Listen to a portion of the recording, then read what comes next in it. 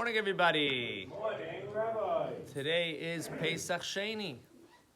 So Pesach Sheni represents, what's the story behind Pesach Sheni? That the second year after the Jewish people left Egypt, or the year after, so they were commanded once again to have Pesach, to perform Pesach by having a sacrifice and connecting with that day and celebrating the exodus of Egypt. Just like they celebrated in Egypt with having a Paschal lamb. So the laws that were connected with that was that you cannot be tamei, you can't be spiritually impure, and if you had contact with a corpse or any other type of situation, you were not able to participate. And there were a group of people that were not able to participate. So, okay, they're exempt. They're not able to participate. They're not pure. That's it. It is what it is. You know, some things you win and some things you lose, right? So they came to complain to Moshe Rabbeinu and they said, Loma nigara, why should we be left out? It's not that we have a problem with the din. We understand, but we just feel bad. We feel bad that we can't participate. We have a free pass that we don't have to participate, but we want to participate. So Moshe Rabbeinu said, let me find out. Speaks to Hashem, and Hashem says, you know what, Moshe, tell them that in a month's time, they'll have a month to be able to purify themselves, and like this, they could do Pesach Sheni. There's something called Pesach Sheni, a second Pesach, that exactly a month later, the same date, that's Pesach Sheni. And that's what happened. The next month, they were able to switch off with other people, they were able to cleanse themselves, or whatever it was that they were doing. According to one opinion, they were carrying the bones of Yosef.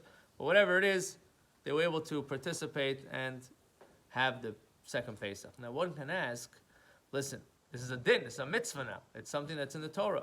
So if Hashem wanted it, He should have said it before we made a request or an expression of this feeling that we cannot participate. But this is the whole point. The whole point is that there's certain mitzvahs, or there's a certain, and to be able to make up for something, you have to feel bad. If you don't feel bad, making up for it, you're having a second chance, doesn't really help you.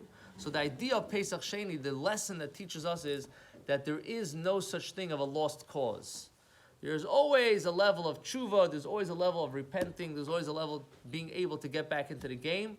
And not only can you get back into the game, but you could get back even greater. What does that mean, even greater? Because Pesach, the first Pesach, represents one level. Pesach Sheni represents a much greater level because it's brought down that Pesach Sheni, on a Kabbalistic level, it's jumping. First Pesach is also jumping. But the second level is a jumping in a whole nother way. So the idea is that Pesach Sheni is even higher than Pesach Rishon. So now, some people will say, in that case, why should I keep the first Pesach? Let me just keep the second Pesach. No. Pesach Sheni is a higher level when you have Pesach Rishon also with it. You have to, on our level, we have to take Pesach Rishon first to be able to jump to the second level. But this is a very powerful lesson for us to know that you can always go even higher. You can always, even if you're doing the right thing, you can still go even higher. For those that have messed up, they can also come back and they can go higher. And for those that haven't messed up, they also can connect with this concept of Pesach Sheni. Hashem should all be inspired.